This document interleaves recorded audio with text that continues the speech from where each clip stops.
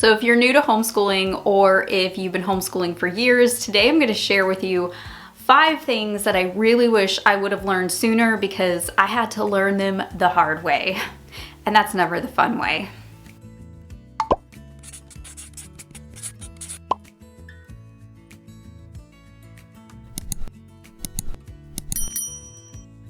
I want to start with the one that really inspired this entire video because I feel like that's where it begins with me, and that is narration. I did not really know or understand narration until this past summer when I made friends with Karen Andriola, and she sent me her books, and they're just so good, guys. They are so good. Even if you're not a Charlotte Mason mom, go and get her books. They're just amazing. She's like the tightest 2 woman in my life, and she is a mentor, and I adore her. She's such a good friend of mine. And she taught me about narration through her books and through her writings and just communication back and forth. Now, my son is Charlotte Mason leaning. We do a lot of Charlotte Mason things in our homeschool, probably more so than not. And a lot of things I have turned into Charlotte Mason courses for him. He just learns best that way, and he always has since he was little. But I did not know much about narration until this last year because I didn't really think he was learning Charlotte Mason way. Well, apparently he was. So I decided let's add in written narration. He's been doing oral narration since kindergarten. I didn't even know there was a such thing as written narration. I know, I'm a newbie. So we tried it and we really struggled. We really struggled with this. And because I wasn't doing written narration when he started learning how to write, we had such a learning curve to get through. And it took a couple of months and some major communication with Karen Andriola to figure this out. I actually had to get a hold of her because I was like, I don't know what to do and I'm at my wit's end. So that was difficult, but we made it through, and she gave me some pointers that really helped him, and we were able to make it through that hurdle. But man, if I would have taught him that months prior, we would have had a much easier time getting through this past beginning school year. We would have had a much easier time. So learn from my mistake. I waited too long to get into written narration, and yeah, it was quite a hurdle, and we had to really work that out. So if you can start written narration younger, please do. Don't wait till 9th grade like I did. Number 2, building your homeschool routine around your natural home rhythm. That was key for me. Now, I did actually figure this out pretty early on, but for you moms that maybe haven't figured that out yet, that's the best way to do it. I don't like making a schedule because I feel like schedules can change so easily at the drop of a hat. What I like to do is to do a routine. That just means we do things in order, but we don't do them on a timestamp. So we would naturally do math and then English and then science and then history. And then we do that in the same order each day. What I like to do is kind of take the rhythm of my house, and I basically build a routine off of that. It sounds a lot more complicated than it actually is, but knowing what time my kids normally wake up, I'm not going to make them wake up 3 hours earlier than their normal time to start school. You know what I mean?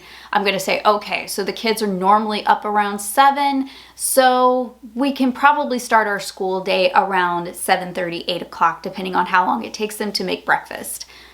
Things like that. You know what I mean? On Wednesdays, we have soccer practice, so we might have to reshuffle things that way.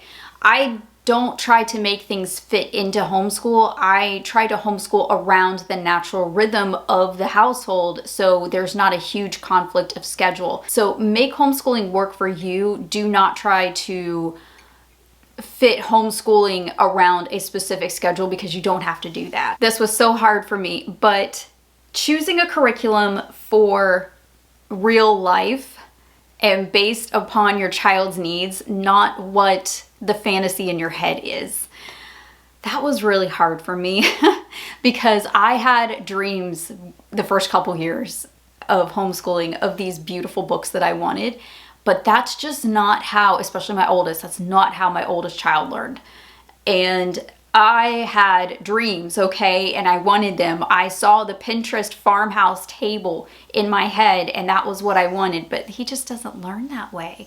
He wanted his own personal desk, and he wanted almost like a school type experience. He wanted it. He is a traditional learner, is what I like to call him. And that's probably because he spent a couple of years, I pulled him out in early elementary school. He spent a couple of years in the school system, and that's probably why he started learning that way, because he was there very early on in his schooling, and it just stuck. He would not want a super heavy literature type curriculum like Sunlight. I almost bought Sunlight a long time ago, and I really wanted to, because it had all of those books, and I could just see us sitting around a big table or see us cuddling up on the couch reading all these readers. He would have hated it. And that's why I didn't spend the money on it, because it was expensive, and I knew he would have hated it because he wasn't a big reader. So I would have just caused problems for everybody in the house if I would have done that. So while my dreams were a little bit crushed, I had to do what was best for my child, and you got to do that in curriculum sometimes. Number 4, embrace outsourcing earlier. Now, this is going to be very subjective for each family. This is going to be everybody's situation is different, but because I have a chronic illness, it was a lot harder for me to do subjects as I got older.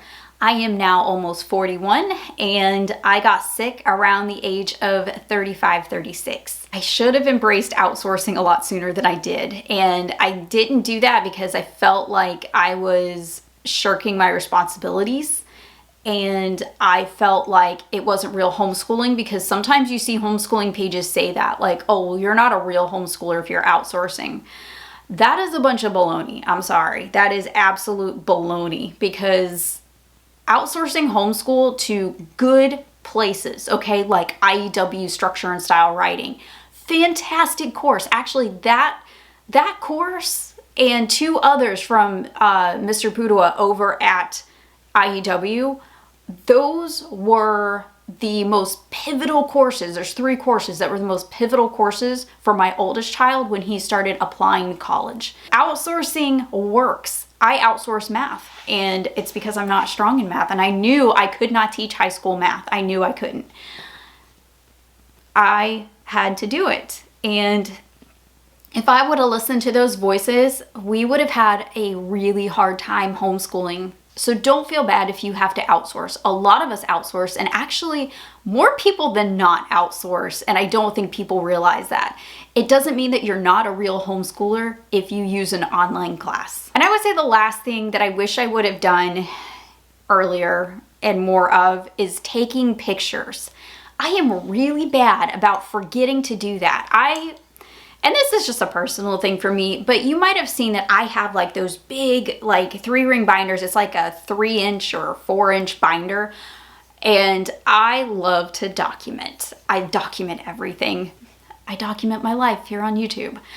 I love to take pictures and just have like things to flip through in those books. I'm just really bad about taking pictures. I'm great about taking video footage for all of this, but I think because I do that, I sometimes forget to take pictures for their documentation. It's not anything that I have to do for the state that I live in. It's just one of those things that I like personally for me, just to look back on. I wish I would have taken more pictures while they were schooling when they were little. I just didn't think about it. I was too busy doing the school and not enough like thinking ahead about documentation. So while I'm great on the paper documentation and all the legal stuff, I'm really bad about like the cutesy pictures, like the pictures of the science experiment and, you know, the art projects, and I'm terrible at that. I do everything else. It's just I forget to take the pictures. So I would say take pictures, guys, because this time goes by so fast. My oldest has already graduated and my youngest is in high school, and it goes by so quickly, more quickly than you would think. So document while you have it. I would rather have too much than not enough. So if you are documenting, good for you. And if you feel like you have too much, you don't. Put it in a drive, put it on the cloud, and, you know, go back later and comb through it. But you will be glad that you have them when your kids start graduating and they get older, and then they're like, oh, don't take pictures of me, you know, because teenagers. But Seriously, like you will be so thankful that you have those later on to look back on and be like, oh, do you remember when we made this? Do you remember when we did the science experiment? Oh, do you remember that dissection project? You will be so happy that you have those. So document, learn from my mistake and document. Tell me down below in the comment section, what do you wish you would have done sooner, or something that you had to learn the hard way? Tell me something down below that you had to learn the hard way. I would love to know. Make me feel like I'm not so alone over here, guys. I'll see y'all in the next video. I hope you have a wonderful rest of your day and happy homeschooling.